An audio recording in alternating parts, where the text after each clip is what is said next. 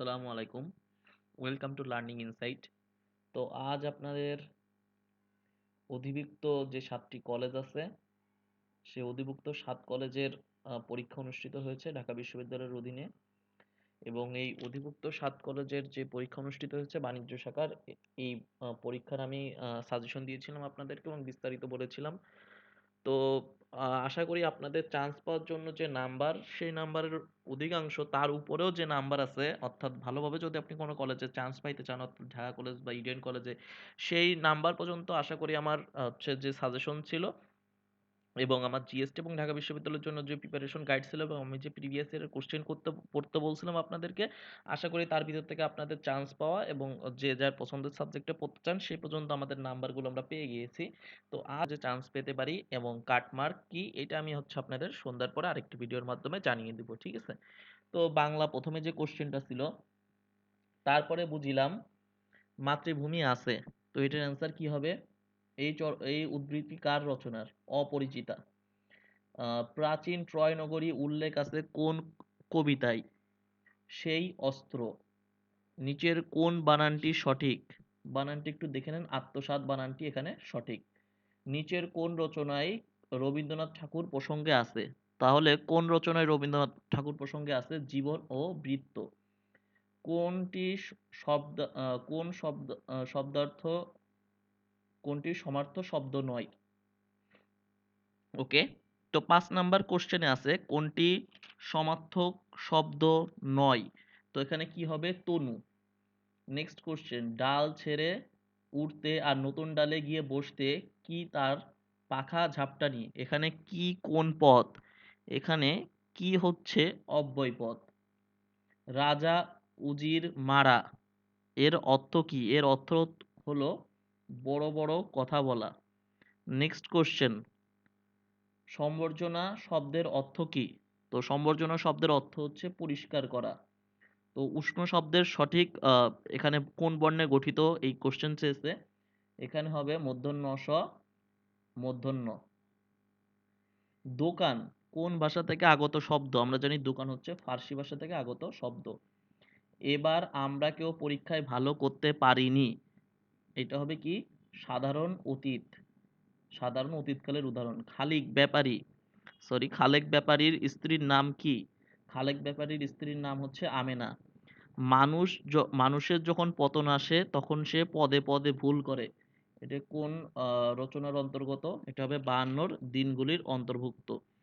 পরবর্তীতে আমাদের যে প্রশ্ন আছে, ১৪ নম্বর প্রশ্ন, লোকান্তর কবিতায় কবির চেতনা রূপ পাখি কোথায় বসে আছে? চন্দনের ডালে। নিচের কোন শব্দজোড় সমচ্রিত নয়? এখানে কি হবে? শিল, শিল। মহাপৃথিবী কার রচিত কাব্যগ্রন্থ? জীবনানন্দ দাশ। ১৮ বছর বয়স কবিতার সর্বশেষ চরণ কোনটি?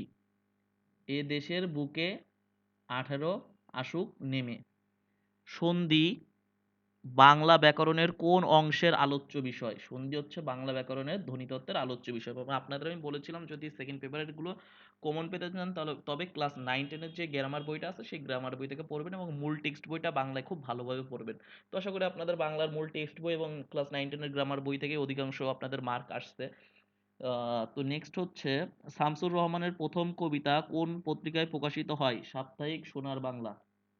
নিচের কোন বানানটি শুদ্ধ নয়? সেটা হচ্ছে স্বাতন্ত্র্য বানানটি আসলে শুদ্ধ নয়। Next question, the site for construction, the CIT, site for construction, read the instructions on the screen. তাহলে স্ক্রিনে যে নির্দেশনাবলী যাচ্ছে সেটা পড়ার জন্য বলছে, আর এই নির্দেশনাবলীর ইংলিশ হচ্ছে ইনস্ট্রাকশন। ভোকাবুলারি বেসড কোশ্চেন এটা। ওকে। তো আমাদের স্ক্রিনে কি যায়? স্ক্রিনে আপনারা যখন টিভিতে দেখেন স্ক্রিনে কি যায়? বিভিন্ন লিখা যায়, এই লিখাগুলোকে কি বলে? ইনস্ট্রাকশন, ঠিক আছে? আর ইনস্ট্রাক্টর কে? যে ইনস্ট্রাকশন দেয়, ঠিক আছে? তো এটা হবে না, অ্যান্সার হবে instruction. We can play all game dash. তাহলে আমরা সবকিছুই খেলতে পারি একটা বাদে, সেটা কি? এক্সেপ্ট। বলে না I can do anything except those thing, ঠিক আছে? তার মানে আমরা সব খেলাই খেলতে পারি, কিছু খেলা পারি না, সেগুলোর নাম কি? এক্সেপ্ট হিসেবে ব্যবহৃত হয়। Be a careful, don't lose, এটা আমার মডেল টেস্ট আপনাদের দেখতে বলেছিলাম, আমার সেই মডেল টেস্ট থেকে কোশ্চেনটা হুবহু আসছে এবং এটা ঢাকা বিশ্ববিদ্যালয়ে বিগত 3 বছরের সিমিলার কোশ্চেন আসছে, ঠিক আছে? মানে এই হচ্ছে লুজ দিয়ে কোশ্চেন 2012 সালেও আসছে, এরপরে আবার আসছে 17-18 সালে এবং এই বছরও জিএসটিতেও এই কোশ্চেন আসছে লুজ দিয়ে। তারপর হচ্ছে অফ স্প্রিং, এটা আমার মডেল টেস্টের ভিতর ছিল, একবার 6টা মডেল টেস্টের যে কোনো একটা মডেল টেস্টে ছিল অফ স্প্রিং কোনটির সাথে সম্পর্কিত। অফ স্প্রিং হচ্ছে চাইল্ড অথবা চিলড্রেনের সাথে সম্পর্কিত, একই সাথে এটা বিসিএস এরও কোশ্চেন, এই জন্য আমি আমার মডেল টেস্টে ইনক্লুড করেছিলাম। তো এটা আমার মডেল টেস্ট থেকে হুবহু আসছে। 25 নাম্বার, তো 26 number, the host was counting the number of guest, ঠিক আছে? তাহলে দেখেন এখানে হোস্ট গুনছে, তাহলে হোস্ট নিজে হচ্ছে সাবজেক্ট, তো সাবজেক্ট যখন কাজ করতে পারবে ভার্বের, তখন এটা হচ্ছে আপনার অ্যাক্টিভ। আর অ্যাক্টিভ হলে আপনার কি হবে, টেন্স ফর্মে হবে। কোনো সেন্টেন্সে সাবজেক্ট যদি কাজ করতে পারে, যেমন আপনি খাইতে পারেন, আই অ্যাম ইটিং, আপনি খাইতে পারেন না, তাহলে ফুড ওয়াজ ইটেন বাই, ঠিক আছে? তখন আপনি যখন খাইতে পারবেন তখন সেটা টেন্স ফর্মে চলে যাবে, তার মানে হোস্ট গুনতে পারছে এই জন্য কাউন্টিং, এখানে ওয়াজ আছে, ঠিক আছে? পাস্ট কন্টিনিউয়াস টেন্স, এই জন্য অন্যগুলো হয় নাই, ক্লিয়ার? ওকে। তারপরে হচ্ছে আপনাদের প্রিপোজিশন ইন্টারফেস ভোকাবুলারি ভালো করে পড়তে বলছিলাম, এখানে আছে অ্যাসিউরড অফ, অ্যাসিউরড এর সাথে অ্যাপ্রোপ্রিয়েট প্রিপোজিশন হচ্ছে অফ। ইনডেবিটেড, এটাও প্রিভিয়াস ইয়ারের কোশ্চেন, তাহলে ইনডেবিটেড টু কার কাছে আপনি ঋণগ্রস্ত সেটা বোঝাচ্ছে। প্লিজ লুক, লুক হচ্ছে আমার গ্রামারে যদি পড়েন, গ্রামারে আমি লুক সম্পর্কে বলে দিয়েছিলাম, একটা হচ্ছে লুক আপ আর একটা হচ্ছে লুক ইনটু। তো লুক আপ মানে হচ্ছে কোনো কিছু খোঁজা, আর লুক ইনটু মানে হচ্ছে কোনো কিছুর আহ, ভিতর গবেষণা করা, ঠিক আছে? Look into the issue urgently, okay, তদন্ত করা। তারপর নেক্সট হচ্ছে আপনাদের অ্যামিকেবল, এখানে কি বলেছে, select the right synonym. Amicable, friendly, এটা আমার আপনার যেই মডেল টেস্ট ছিল সেই মডেল টেস্টের ভোকাবুলারিতে ছিল অ্যামিকেবল, ফ্রেন্ডলি। মরবিড, এটা আপনাদের আমি যে কম্প্যাক্ট বই বলে প্রিফার করছিলাম, সেই কম্প্যাক্ট বই খুলে দেখবেন অ্যাসিউড, ইনডেবিটেড, লুক, তারপরে এই তো ওই যে হচ্ছে অ্যামিকেবল, মরবিড, প্রত্যেকটা জিনিস ওইখান থেকে আসছে। তো মরবিড মানে হচ্ছে কি আনহেলথি, ঠিক আছে? ইনক্রিডিবল, এটা আমার মডেল টেস্টে লিখেছে, ইনক্রিডিবল হচ্ছে আনবিলিভেবল, মানে আপনি যদি এমন কিছু করেন যেটা হলো বিশ্বাসযোগ্য হচ্ছে না, মানে খুব ভালো কিছু করছেন, মানে এক্সপেকটেশনের থেকে বেশি, ঠিক আছে? ইনক্রিডিবল, আনবিলিভেবল। ফ্যাক্ট, ফ্যাক্ট মানে হচ্ছে যে জিনিসটা ফিকশন, ঠিক আছে? ফ্যাক্ট। প্যাসিভ, প্যাসিভ হচ্ছে ফোর্সফুলি, অ্যান্টোনিম চেয়েছে এখানে, ঠিক আছে? তো ফ্যাক্ট হচ্ছে যেটা প্রমাণিত, ঠিক আছে, যেটা প্রুভ করা যায়, যে প্রুভ করা যায় বৈজ্ঞানিকভাবে, যে জিনিসটা প্রুভ করা যায়, ঠিক আছে, সেটা হচ্ছে ফ্যাক্ট। আর ফিকশন মানে হচ্ছে কল্পনা, এই জন্য অ্যান্টোনিম প্যাসিভ। প্যাসিভ মানে কি, যে কাজ করে না সেটা হচ্ছে প্যাসিভ, আর ফোর্সফুলি মানে কি, জোর করে কাজ করানো, ঠিক আছে? তারপরে আমরা একটু চলে আসবো হচ্ছে অ্যান্ড আপনাদের হচ্ছে নেক্সটে আমরা পরবর্তীতে আমরা স্পেলিংটা দেখব, এবং আপনাদের আমি স্পেলিং দেখতে বলেছিলাম আমার সাজেশনও, তো আপনাদের স্পেলিং এখানে দেখেন 3টা আসছে, আপনারা যদি দেখেন আমি যে স্পেশাল সাজেশন দিয়েছিলাম সেখানে আমি স্পেলিং এর কথা বলে দিয়েছিলাম। অবশ্য আপনাদের স্পেলিং এর শিটটা দেওয়া হয় নাই, পরবর্তীতে আমি চেষ্টা করব নেক্সট টার্মে যারা আছে তাদের জন্য আমি শিটটা আপলোড দিয়ে দেওয়ার জন্য। তো এখানে স্পেলিংটা কি হবে, INSEPARABLE, ইনসিপারেবল। এবং আমি যদি ভুল না করি এই স্পেলিং হয়তো জিএসটি, সিইউ অথবা রাজশাহীর কোনো একটা জায়গা থেকে স্পেলিংটা ছিল। তো এখন আমি পরবর্তীতে দেখতে পাচ্ছি কোশ্চেন নাম্বার আমাদের 36। তো 36 এর রাইট অ্যান্ড স্পেলিংটা কি হবে, CONDEMEN, ওকে। তো দেখেন প্রত্যেকটা কোশ্চেনই পারার দরকার নেই, আপনি যদি কিছু নাম্বার পান সেক্ষেত্রে আপনি আগাই যাবেন, এবং সেটা কত নাম্বার আমি এর আগেও বলেছি, এবং আজকের কোশ্চেনটা পর্যালোচনা করার পর আমি সন্ধ্যার সময় আপনাদের কাটমার্কটা জানিয়ে দেবো, সুতরাং কোনো ভয়ের কিছু নেই। আপনাদের যদি 5 নাম্বার থাকে আমি বলে দেবো এটা আসলে। তারপরে 37 নাম্বার কোশ্চেনে বলা হচ্ছে documentary, DOCUMENTARY, documentary. Question number 38, he lives in an apartment, অর্থাৎ সে কোথায় থাকে, ঠিক আছে? আর কিসের মধ্যে বাঁচে, ঠিক আছে, কোন উপার্জনের মাধ্যমে বাঁচে, তখন আসলে হতো অন, ঠিক আছে? এটা হচ্ছে জিএসটির কোশ্চেন ছিল, লিভের উপরে অ্যাপ্রোপ্রিয়েট প্রিপোজিশন বা গ্রুপ ভার্ব বলতে পারেন। তো ওইটা যদি আপনি ফলো করতেন ওই সেগমেন্টটা লিভ দিয়ে বাকিগুলো পড়তেন, তাহলে এটার আনসার আশা করি করতে পারতেন। এবং বাই হুম বা হু দিয়ে যে কোশ্চেনটা আছে, এই কোশ্চেনটা হচ্ছে হু, হুমের এই কোশ্চেন আমার হচ্ছে ইংলিশ গ্রামারের যে গাইডলাইন আছে 1 ঘন্টার গ্রামারের, অথবা আমার হচ্ছে যেই মডেল টেস্ট আছে সেই মডেল টেস্ট থেকে এখানে আছে। তো হুমটা একটু খেয়াল করেন, হুম দ্য কার বিলং টু, আচ্ছা, তো বিলং এর সাথে অ্যাপ্রোপ্রিয়েট প্রিপোজিশন হয় টু, এই জন্য উইথটা হচ্ছে কাটা। ঠিক আছে, বাই হোম নিয়ে আসার এখানে কোনো দরকার নেই। ওকে, তো এখানে কি আছে, who does the car belongs two.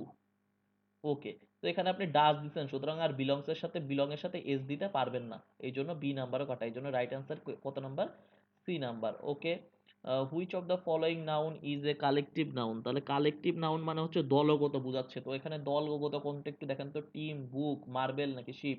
নিশ্চয়ই টিমে, এক টিমে অনেকজন খেলে, দলগত। এবং আমার ধারণা অ্যাকাউন্টিং, ম্যানেজমেন্ট, ফাইন্যান্স আমি যে সাজেশন দিয়েছি সেই সাজেশন থেকে আশা করি 95% আপনারা কমন পাইছেন। এবং আমার যে কোশ্চেন ছিল প্রিভিয়াস, মানে আমার 6টা মডেল টেস্ট এবং প্রিভিয়াস ইয়ারের কোশ্চেন থেকে আশা করি সবগুলোই কমন পাইছেন। নিচের কোনটি মুনাফা জাতীয় ব্যয়? ওকে, মুনাফা জাতীয় ব্যয় হচ্ছে, এটা প্রিভিয়াস ইয়ারের কোশ্চেন, মুনাফা জাতীয় ব্যয় হচ্ছে মেশিনের বীমা খরচ।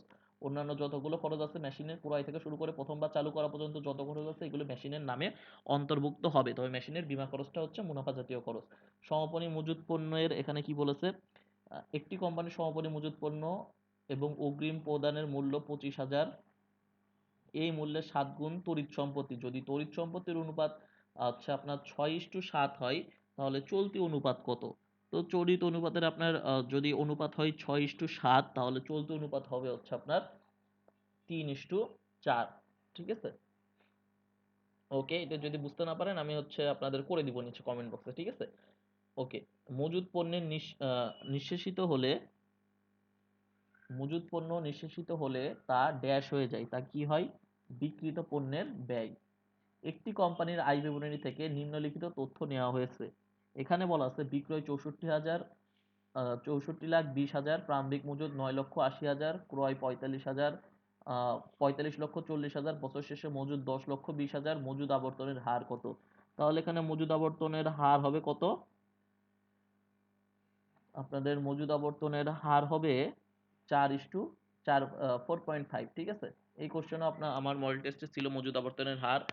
এবং এই মজুদ আবর্তনের এই অঙ্কগুলো যদি না পারেন কমেন্ট বক্সে বলবেন, যদি বুঝতে না পারেন আমি কমেন্ট বক্সে সলিউশন করে দিব। নিচের কোনটি সঠিক? নিচের কোনটি সঠিক, এখানে কি হবে, সম্পত্তি সমান সমান দায় প্লাস মালিকানা সত্ত্ব, এই দুইটা মিলতে হবে, ইকুয়েশনটা সম্পত্তি সমান সমান দায় প্লাস মালিকানা সত্ত্ব।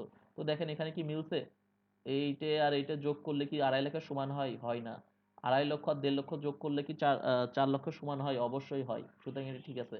1.5 লক্ষ আর 4 লক্ষ যোগ করলে কি 6,50,000 হয়? না, 5,50,000 হয়, সুতরাং সি নাম্বারও কাটা। 1 লক্ষ আর 4,50,000 যোগ করলে কি 5 লক্ষ হয়? হয় না, 5,50,000 হয়, সুতরাং রাইট অ্যান্সার কোনটা? বি নাম্বারটা। ক্লিয়ার? ওকে, নেক্সট কোশ্চেন।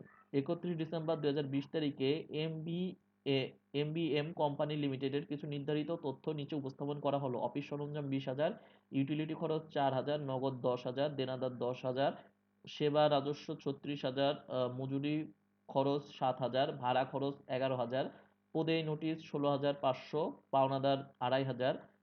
তাদের ইকুইটির পরিমাণ কত ছিল? অর্থাৎ সম্পত্তি থেকে আপনার দায়টাকে বাদ দিতে হবে, এবং এখানে যদি আমরা সম্পত্তি থেকে দায় বাদ দিই নিশ্চয়ই অ্যান্সার হবে কত?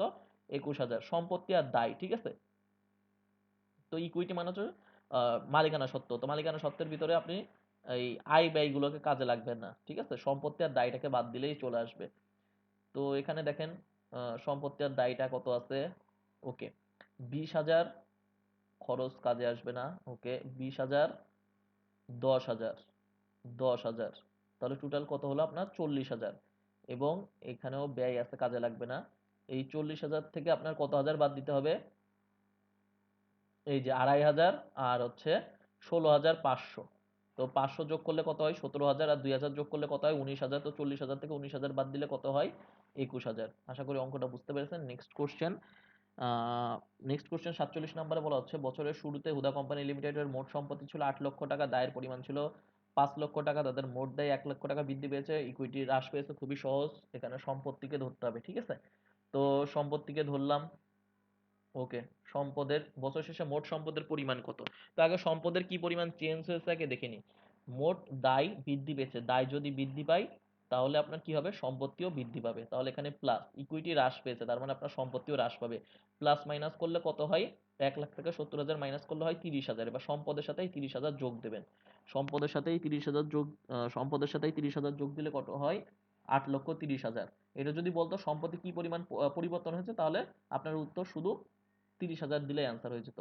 নেক্সট কোশ্চেন, কোম্পানির নগদ প্রবাহ বিবরণী প্রস্তুত করা হয় এটা আমার হচ্ছে আমার যে সাজেশন ছিল, মডেল টেস্ট ছিল, মডেল টেস্ট থেকে কোম্পানির নগদ প্রবাহ বিবরণী প্রস্তুত করা হয় একটি নির্দিষ্ট হিসাবকালের জন্য। শুধুমাত্র উদ্ধৃতপত্র প্রস্তুত করা হয় নির্দিষ্ট দিনের জন্য, এ বাদে অন্য যতগুলো বিবরণী আছে সবগুলো প্রস্তুত করা হয় নির্দিষ্ট হিসাবকালের জন্য।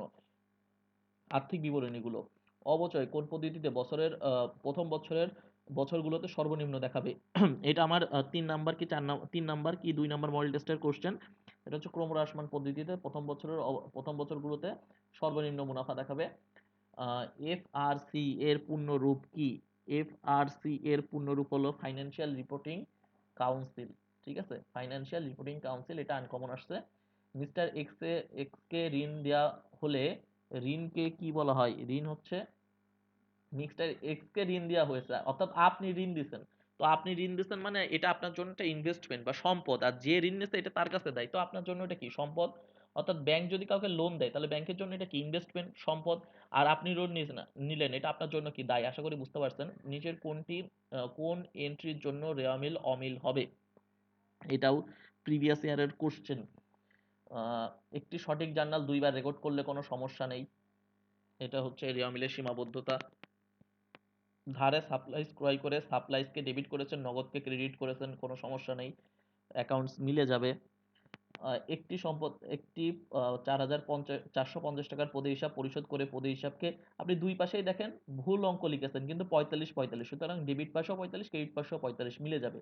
কিন্তু এইখানে দেখেন মালিকের কর্তৃক 100 টাকা উত্তোলন করে আপনি এক সাইডে ডেবিট সাইডে লিখেছেন 1000, ক্রেডিট সাইডে লিখেছেন 100, তাহলে কি এই ডেবিট আর ক্রেডিট মিলবে কোনোভাবে? মিলবে না। ঠিক আছে, অন্য সবগুলো মিলে যাবে, সুতরাং রাইট অ্যান্সার কোনটা? সি নাম্বার, এটা ভুল হবে। তারপরে কোশ্চেন হচ্ছে 60,000 টাকার অগ্রিম ভাড়া পাওয়া গেল, জাবেদা কি হবে? তাহলে আপনি যদি অগ্রিম ভাড়া পান তাহলে নগদ টাকা পেয়েছেন 60,000 অগ্রিম, আর যে ভাড়াটা পেয়েছেন এটা আপনার জন্য দায়, অর্থাৎ এটা এখন আপনার আয় হিসেবে গণ্য হয়নি। তাহলে অনুপার্জিত ভাড়া 60,000 টাকা, নগদান হিসাব 60,000। যন্ত্রপাতি মেরামত ব্যয় মেশিন হিসাবে ডেবিট করা হলে ভুল সংশোধনের জন্য কি জাবেদা হবে? তো যন্ত্রপাতির মেরামত করো, তো আপনি কি হিসেবে লিখেছেন? মেশিনের ভিতর অন্তর্ভুক্ত করছেন। তো মেশিন থেকে তাহলে ডেবিট করছিলেন, তো মেশিনকে যদি ডেবিট করে থাকেন তাহলে এখন সংশোধনের জন্য আগে একে ক্রেডিট করতে হবে। দেখেন তো মেশিন ক্রেডিট আছে কোথায়? শুধুমাত্র এ নাম্বার আর বি নাম্বারে ক্রেডিট আছে, সুতরাং এই সি আর ডি কাটা। আর সংশোধন করে এখন কাকে? মেরামত ব্যয়কে ডেবিট করতে হবে, তাহলে মেরামত ব্যয় ডেবিট, মেশিন ক্রেডিট। ওকে। মুদ্রাস্ফীতির সময় মজুত পণ্যের মূল্যায়নে কোন পদ্ধতির কর এড়ানোর সুযোগ সবচেয়ে বেশি? অর্থাৎ কোন পদ্ধতি ব্যবহার করা আপনার জন্য সঠিক হবে? যখন মুদ্রাস্ফীতির সময় আমরা বলছিলাম লিফো, আর যখন মূল্যস্তর নিচে নেমে যাবে তখন ফিফো। এটাও আমার মডেল টেস্টে 6টা মডেল টেস্টে 3টা মডেল টেস্টে কোশ্চেন আছে আশা করি। ওকে। তো মুদ্রাস্ফীতি পরিস্থিতিতে আমরা লিফো ব্যবহার করব, এবং মুদ্রা যদি নিম্নগামী হয় সেক্ষেত্রে আমরা লিফো ব্যবহার করবো। এটা গুচ্ছেরও প্রশ্ন ছিল খুব সম্ভবত। তো স্টক ডিভিডেন্ড মানে হচ্ছে শেয়ার লভ্যাংশ, ঠিক আছে। তো শেয়ার লভ্যাংশ দিলে কি হবে? আপনার মালিকানা সত্ত্ব বৃদ্ধি পাবে, আবার মালিকানা সত্ত্ব হ্রাস পাবে। এটাও আমার মডেল টেস্টে অন্তর্ভুক্ত ছিল। মিনিমাম 6টা মডেল টেস্টে 2টা মডেল টেস্টে আশা করি এই কোশ্চেনটা ছিল, এবং প্রিভিয়াস ইয়ারের যে কোশ্চেন ছিল এটা প্রিভিয়াস ইয়ারের হুবহু ঢাকা বিশ্ববিদ্যালয়ের প্রশ্ন। নিচের কোনটি অনুপার্জিত আয়ের সঠিক সমন্বয় দাখিলা? তাহলে অনুপার্জিত আয়ের সঠিক সমন্বয় দাখিলা কোনটি?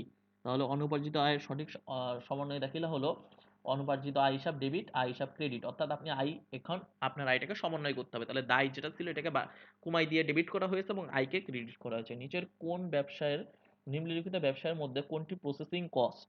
তাহলে এটা কমন না, কিন্তু একটু যদি আপনারা খেয়াল করেন তাহলে কোশ্চেনটা অ্যান্সার করতে পারেন। প্রসেসিং কস্ট মানে কোনটা? হচ্ছে প্রক্রিয়াজাত করা হয়, তাহলে চিনি শোষণাগারে প্রক্রিয়া করা হয়। কোনো একটি কোম্পানির প্রতিটি শেয়ারের অবহিত মূল্য 10 টাকা, বর্তমান বাজার মূল্য 25 টাকা। প্রতিটি শেয়ার প্রতি আয় এবং শেয়ার প্রতি লভ্যাংশ যথাক্রমে আপনার 2 টাকা এবং 0.50। আয় মূল্য আয় অনুপাত কত? তাহলে মূল্য আয় অনুপাত এখানে কত হবে? 12.5। এবং আপনাদের প্রত্যেকটা কোশ্চেনের সলিউশন করার দরকার নেই, ঠিক আছে। আপনারা যেগুলো পারেন, আমি পরীক্ষার আগে বলছিলাম আপনাদের চান্স পাওয়ার জন্য একেবারে খুব যে মাহামরি নাম্বার পাইতে হবে এমন কিছু না, আপনারা মোটামুটি পারলেই হবে। এবং তো আপনারা প্রতিটি আসনের জন্য 5 জন করে ফাইট করতেছেন, তো এটা আপনাদের দুই একটা কোশ্চেন ভুল গেলেও মানে না করলেও সমস্যা নেই, সুতরাং এটা 12.5 পরীক্ষার হলে সব কোশ্চেনের অ্যান্সার করতে যাওয়ার দরকার নাই, যেগুলো পারেন সেগুলো। ওকে। স্থির ব্যয়, এই যে ফিক্সড কস্ট স্থির ব্যয়, এই যে কোশ্চেনটা আছে এটা আমার মডেল টেস্টে ছিল, আশা করি যারা দেখছেন তারা এই কোশ্চেনের অ্যান্সারটা করতে পারবেন। ওকে, তাহলে এখানে আপনারা দেখেন এই যে 5 লক্ষ আছে, এই 5 লক্ষ সাথে আপনার একটা এক্সপেক্টেড মুনাফা এখানে বলে দিচ্ছে কত টাকা, 1 লক্ষ টাকা। তো এক্সপেক্টেড মুনাফাটাও এখানে অ্যাড করতে হবে। তাহলে আপনার টোটাল উপরে কত হলো, 6 লক্ষ টাকা। তো 6 লক্ষরে আপনি কত দিয়ে ভাগ দেবেন, এই যে হচ্ছে এই 1,60,000 থেকে 85 বাদ দিবেন। তো 85 বাদ দিলে কত হয়, 75। তো 75 দিয়ে ভাগ দেন, কত হয়, 6 লাখ ভাগ 75 হবে আপনার কত, 8,000 মতো হবে। ঠিক আছে, আপনি যদি এইভাবে কাটাকাটি করতে না পারেন, এই দেখেন 25 দিয়ে যদি আপনি সরি 5 দিয়ে কাটেন, তাহলে এখানে আপনার অ্যান্সার হবে কত, 75 ভাগ 5, আপনার অ্যান্সার হবে হচ্ছে 15। এবং 60-এর ভিতর 5 কতবার যাবে একটু খেয়াল করেন, ভাগ 60 ভাগ 5, 12। ঠিক আছে, 12, 15। এবার 120, এবার 3 দিয়ে কাটতে পারেন, এটাও দরকার নেই। 3 দিয়ে কাটলে কত হয়, 3 এ 4 12, 3 5 15। ঠিক আছে, তো 4 এখানে 40-এর ভিতরে 5 কতবার যায়, 8 বার যায়। এ দেখেন আপনার অ্যান্সার বের হয়ে গেছে। ঠিক আছে, তো এটা ইজি কোশ্চেন ছিল মোটামুটি বলা যায়। মানে পুরো কোশ্চেনের কথা বলতেছে না, জাস্ট এই কোশ্চেনের কথাটাই বলতেছি। ওকে, আমরা এখন ম্যানেজমেন্টে চলে আসব। তো ম্যানেজমেন্টের প্রথমে যে কোশ্চেনটা আছে, বন থেকে কাঠ সংগ্রহ কোন ধরনের শিল্প, খুবই ইজি, এটা নিষ্কাশন শিল্প। এবং এর লাস্ট আমি 6 নম্বর মডেল টেস্টে এই ধরনের একটা কোশ্চেন ছিল। কোন নেতৃত্বে কর্মীর মতামতকে গুরুত্ব দেওয়া হয়, গণতান্ত্রিক নেতৃত্ব। এটা আমার মডেল টেস্ট থেকে হুবহু কোশ্চেন। ব্যবসায় পরিচালনার জন্য, আচ্ছা মডেল টেস্ট যারা নতুন দেখতেছেন, মডেল টেস্টগুলো আমার চ্যানেলে সবসময় ফ্রি দেওয়া থাকে, আপনারা এখান থেকে দেখে নিতে পারবেন। কোনো কিছুই, কোনো পেইডের কিছু নাই, চ্যানেলে সব কিছুই দেওয়া আছে। English, accounting, management, model test, previous ইয়ারের কোশ্চেন। ওকে, ব্যবসায় পরিচালনার জন্য 2 বা ততোধিক ব্যক্তি ব্যবসায় প্রতিষ্ঠানে একত্র হয়ে কোনো ব্যবসায় প্রতিষ্ঠান পরিণত হলে তাকে কি বলা হয়, এটাকে কি বলা হয়। ওকে, এখানে দেখেন 2 বা ততোধিক কিন্তু ব্যবসায় প্রতিষ্ঠানে এক হয়েছে। তো ব্যবসায় প্রতিষ্ঠানের এটাকে বলা হয় মার্জার বা মার্জার। ঠিক আছে, যখন আপনি 2 বা একাধিক প্রতিষ্ঠান একসাথে হবেন সেটাকে বলা হয় মার্জার। আর যখন একটা ব্যবসা প্রতিষ্ঠান অন্য একটা ব্যবসা প্রতিষ্ঠানকে নিয়ে নেয়, অ্যাকোয়ার করে নেয়, সেটাকে বলা হয় অ্যাকুইজিশন বা অধিগ্রহণ। তো আমাদের এখানে যেহেতু দুটো এক ব্যবসা প্রতিষ্ঠান একসাথে কাজ করতেছে, এটার নাম হচ্ছে মার্জার। রাষ্ট্রীয় ব্যবসায়ের মূল উদ্দেশ্য কি, রাষ্ট্রীয় ব্যবসায়ের মূল উদ্দেশ্য হচ্ছে জনকল্যাণ করা। নিচের কোন থিওরিটি এক্স এর সাথে সংগতিপূর্ণ, এটা হবে হচ্ছে স্বৈরতান্ত্রিক। আমার মনে হয় ম্যানেজমেন্টের যে কোশ্চেন আছে তার 90% মনে হয় কমন আছে মডেল টেস্টগুলো থেকে। দ্রব্য এবং কার্যভিত্তিক বিভাগীয়করণের মিশ্রণে কোন ধরনের সাংগঠনিক কাঠামো গড়ে ওঠে, দ্রব্য এবং কার্যভিত্তিক বিভাগীকরণের মিশ্রণের ফলে ম্যাট্রিক্স, অর্থাৎ 2 ধরনের লাইন থাকে এখানে। নিচের কোনটি ব্যবস্থাপনার প্রাথমিক কাজ, ব্যবস্থাপনার প্রাথমিক কাজ হচ্ছে পরিকল্পনা। ই কমার্স কি, ই কমার্স হচ্ছে একটি কারবার বা ট্রেড। নিচের কোনটি সাংগঠনিক সম্পর্ক নির্দেশ করে, সাংগঠনিক সম্পর্ক নির্দেশ করে হচ্ছে সাংগঠনিক চার্ট। কোন দক্ষতাটি সকল প্রকার ব্যবস্থাপকের জন্য সমানভাবে প্রয়োজন, এটা হবে মানব সম্পর্কগত দক্ষতা। এটা আমার মডেল টেস্ট 1 কিংবা 2 তে আছে। 10-এর লাঠি একের বোঝা বলতে কোনটিকে বোঝানো হয়েছে, 10-এর লাঠি একের বোঝা বলতে ওকে অ্যাপ্রিট ডি ক্রপস, এটা হচ্ছে আপনাদের সমবায় ব্যবসায় প্রতিষ্ঠানে আছে নীতির ভিতরে। ঠিক আছে, সমবায় ব্যবসা প্রতিষ্ঠানের যে মূলনীতি বা ধারণা আছে সেখানে আছে। বৈজ্ঞানিক ব্যবস্থা নিচের কোনটির উপর আলোকপাত করছে, ওকে আলোকপাত রয়েছে হচ্ছে বৈজ্ঞানিক ব্যবস্থাপনা আপনার ব্যক্তিগত উৎপাদনশীলতা, ব্যক্তির উৎপাদনশীলতা বৃদ্ধির।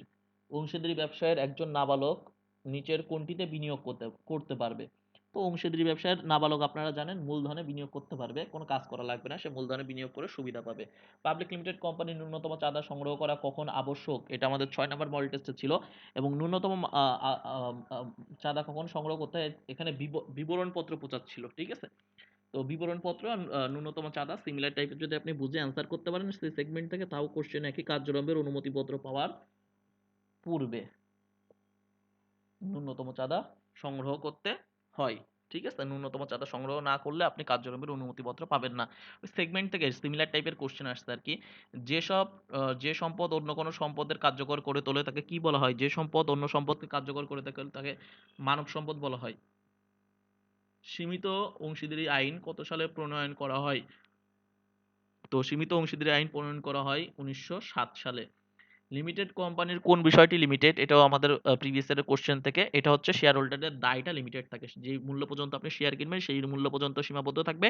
আপনি যদি ঋণ করে থাকেন তাহলে, বা আপনি যদি এক মালিকানা ব্যবসা প্রতিষ্ঠান হন অথবা অংশীদারি ব্যবসা প্রতিষ্ঠান হয়, সেক্ষেত্রে আপনার ব্যক্তিগত সম্পদ থেকে টাকাগুলো নিয়ে নেবে। কিন্তু যদি লিমিটেড কোম্পানি হয় সেক্ষেত্রে আপনার যে পরিমাণ শেয়ারের টাকা আছে সেই পরিমাণ শেয়ার থেকেই আপনাকে টাকাটা, অর্থাৎ যে পরিমাণ বিনিয়োগ করছেন জাস্ট ওই বিনিয়োগ পর্যন্তই থাকবে। ঠিক আছে, আপনি শেয়ার 1 লক্ষ টাকা কিনেছেন, 1 লক্ষ পর্যন্তই আপনার দায়, ওইটা শূন্য হয়ে যাইতে পারে। আর এক মালিকানা প্রতিষ্ঠানে 1 লক্ষ টাকা দিয়ে নামলে যদি দায় হয় সেক্ষেত্রে আপনার বাড়ি গাড়ি বেচেও টাকা দিয়ে লাগতে পারে। সিকিউরিটিজ এক্সচেঞ্জ কমিশনের প্রধান কাজ কি, এটা হচ্ছে গুচ্ছের প্রশ্ন ছিল।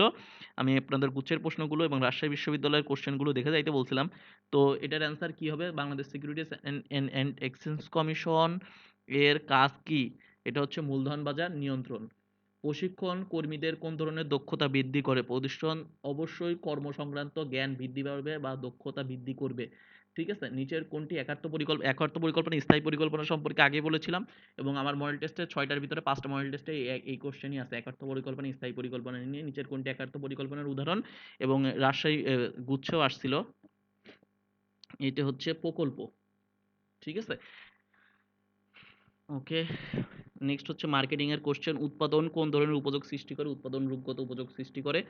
স্বল্পকালীন বিক্রয় বৃদ্ধির প্রচেষ্টাকে কি বলা হয়, বিক্রয়ের প্রসার বলা হয়। নিচের কোনটি লোভনীয় পণ্যের বৈশিষ্ট্য প্রকাশ করে, তো লোভনীয় পণ্যের বৈশিষ্ট্য প্রকাশ করে হচ্ছে তাৎক্ষণিক ক্রয় সিদ্ধান্ত। নিচের কোনটি বিপণন প্রসারের উৎপাদনের উপাদান হিসেবে বিবেচিত নয়, এটা হবে ব্র্যান্ডিং। নিচের কোন উপযুক্তি বিপণন সৃষ্টি করে না, তো কোন উপযুক্তি বিপণন সৃষ্টি করে না, বস্তুগত। নিচে কোনটি ভোগ্য পণ্যের শ্রেণীভুক্ত নয়, তাহলে ভোগ্য পণ্যের শ্রেণীভুক্ত নয় হচ্ছে অযাচিত পণ্য, এবং এটা প্রিভিয়াস ইয়ারের কোশ্চেন। এটা আমার চ্যানেলে ছিল এই কোশ্চেন কোন একটা ভিডিওতে। নিচের কোনটি ক্রেতার সাথে দীর্ঘমেয়াদী সম্পর্ক তৈরিতে মুখ্য ভূমিকা পালন করে, দীর্ঘমেয়াদী সম্পর্ক তৈরিতে মুখ্য ভূমিকা পালন করে হচ্ছে কাস্টমার স্যাটিসফ্যাকশন।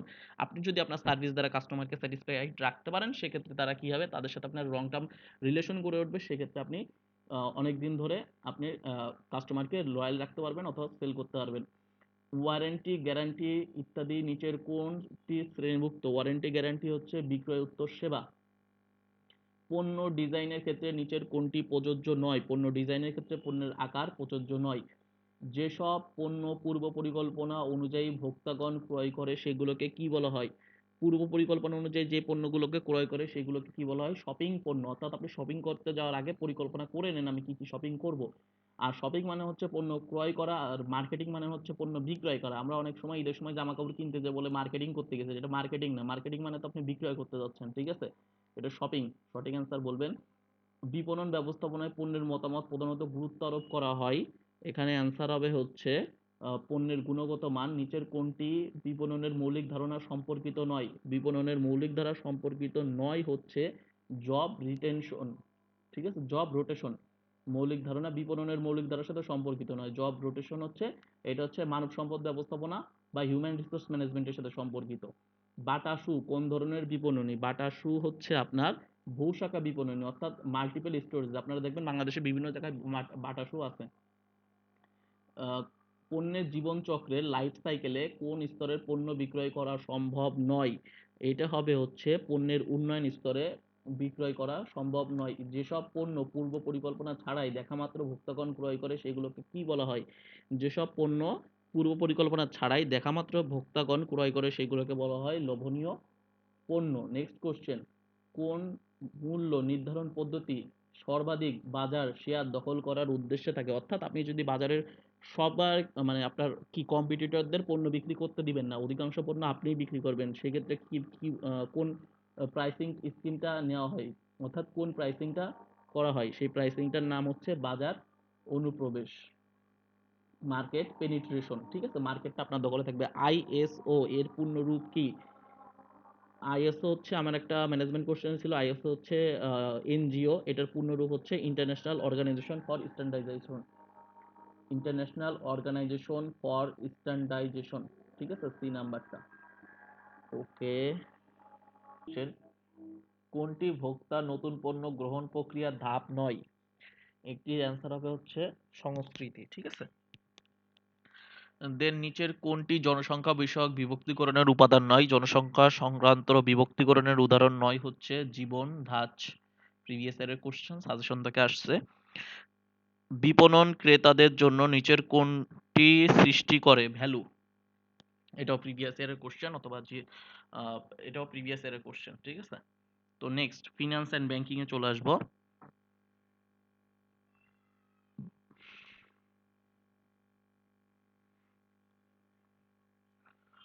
প্রথম প্রশ্ন, নিচের কোনটি অর্থায়নের উদ্দেশ্য নয়? উপযোগ সর্বাধিকরণ। আমরা জানি উদ্দেশ্য কি, মুনাফা সর্বাধিকরণ অথবা সম্পত্তি সর্বাধিকরণ অথবা আয় সম্পদ সর্বাধিকরণ, ঠিক আছে।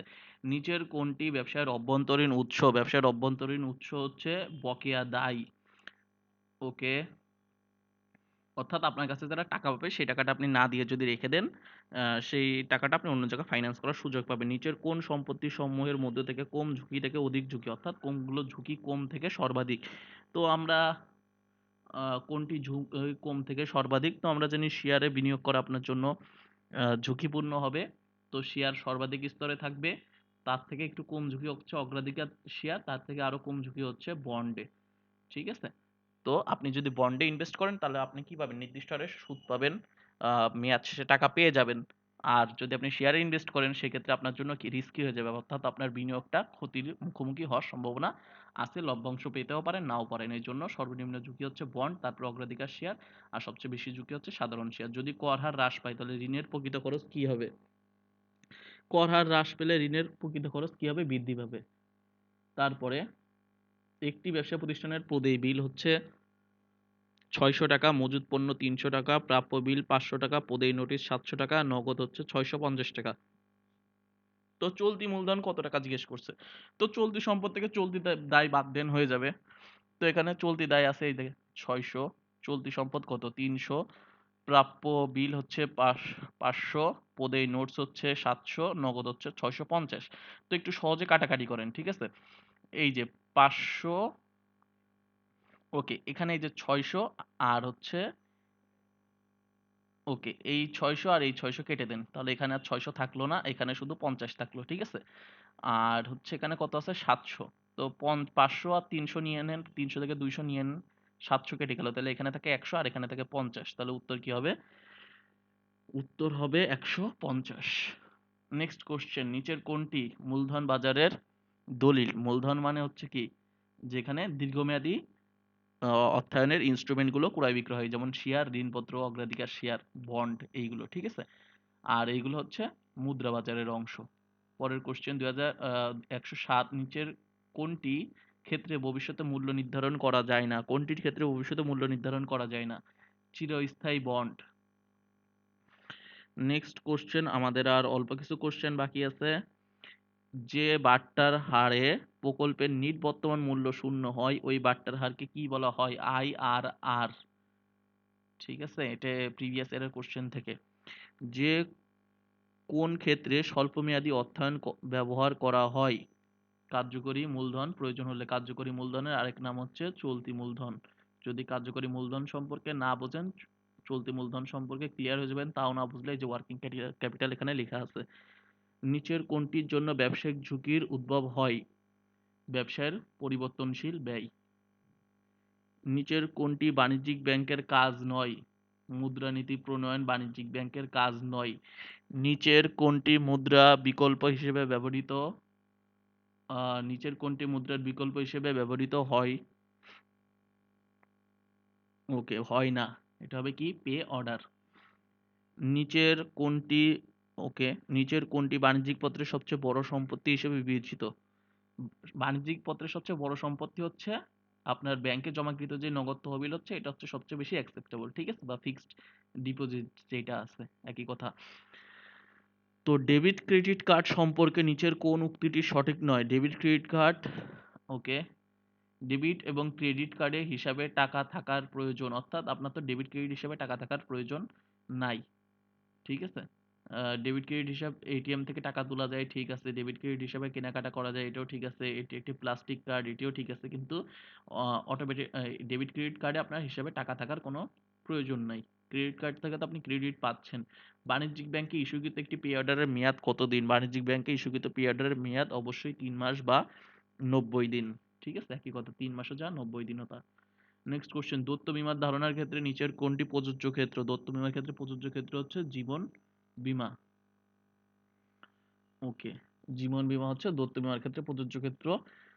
নিচের কোনটি, এটা আপনাদের এইচএসসি পরীক্ষার কোশ্চেন থেকে হয়তো পাবেন, নিচের কোন পদ্ধতি বীমা গ্রহীতা এবং বীমাকারী উভয় বীমা কোম্পানি, অর্থাৎ যেখানে বীমা কোম্পানি এবং একটি বীমা কোম্পানি আরেকটা বীমা কোম্পানির সাথে তার হাতে যে বীমাটা আছে সেটা রি-ইন্স্যুরেন্স করে, ঠিক আছে? সেই রি-ইন্স্যুরেন্সের বাংলা হচ্ছে পূর্ণ বীমা। অর্থাৎ আপনার কাছ থেকে একটা বীমা তারা পেলো, পাওয়ার পরে তারা সেই বীমাটা যখন আরেকটা কোম্পানির সাথে রি-ইন্স্যুরেন্স করে নেবে সেটাকে বলা হয় পূর্ণ বীমা। তো এখানে দেখেন বীমা গ্রহীতা যে আপনার কাছ থেকে বীমা বিক্রি কিনেছে, মানে অর্থাৎ আপনার কাছ থেকে যে বীমা কোম্পানি বীমা করেছেন আপনি, সেই কোম্পানি যখন অন্য একটা কোম্পানি, অর্থাৎ দুইটাই বীমা কোম্পানি। জেটিশন বলতে কি বোঝায়? জেটিশন হচ্ছে পণ্য নিক্ষেপ করা, ঠিক আছে? আপনি যখন এমন অবস্থা হচ্ছে জাহাজ ডুবে যাওয়ার মতো অবস্থা এবং জাহাজের ওজনগুলো কমানোর জন্য অথবা ডুবার হাত থেকে রক্ষা করার জন্য আপনি পণ্যগুলো ইচ্ছাকৃতভাবে ফেলে দেবেন বা ফেলে দেওয়ার প্রয়োজন হবে, সেটাকে বলা হয় জেটিশন বা পণ্য নিক্ষেপ। উন্মুক্ত বীমাপত্র নিচের কোনটির ক্ষেত্রে বিশেষভাবে প্রযোজ্য? উন্মুক্ত বীমাপত্র হচ্ছে লাইবিলিটিস এর ক্ষেত্রে বা দায়ের ক্ষেত্রে বিশেষভাবে প্রযোজ্য। নিচের কোনটি জীবন বীমার ক্ষেত্রে প্রযোজ্য নয়? জীবন বীমার ক্ষেত্রে প্রযোজ্য নয় ক্ষতিপূরণ চুক্তি। আপনার জীবনের ক্ষতিপূরণ করা অসম্ভব, ঠিক আছে? এটা আর্থিক ক্ষতিতে পরিমাপযোগ্য নয়, এই জন্য এটা ক্ষতিপূরণের চুক্তি হতে পারে না। তো আশা করি সকলের পরীক্ষা খুবই ভালো হয়েছে এবং এখানে মনে রাখবেন খুব বেশি একটা স্কোরের দরকার নেই। কত স্কোর দরকার এটা আমি একটু পরে ৮টা ৯টার দিকে রাতে আমি দিয়ে দিব আপনাদের কাট মার্কটা কত হবে, এবং এর আগে আমি যখন প্রিপারেশন বা সাজেশন দিয়েছি তখনও আমি একবার ওখানে উল্লেখ করে দিয়েছি, তো অ্যাপ্রোপ্রিয়েট ভাবে আমি রাতে দিয়ে দিব। সবাই একটু নাম্বারটা মিলিয়ে নেবেন, আপনাদের পাস নাম্বার আছে এখানে, বিষয়ভিত্তিক কোনো পাশের কিছু নেই, টোটাল পাস নাম্বার হচ্ছে 40 নাম্বার। তো একটু মিলিয়ে দেখবেন, সবার পরীক্ষা কেমন হলো জানাবেন। আর যারা অঙ্ক দুই একটা আমি এখানে বুঝাই নাই, যদি কারোর অঙ্কগুলো বুঝতে সমস্যা হয় কমেন্ট করলে আমি কমেন্ট এখানে ভেঙে বুঝিয়ে দিব, ঠিক আছে? তো সকলে ভালো ও সুস্থ থাকবেন, আল্লাহ হাফেজ।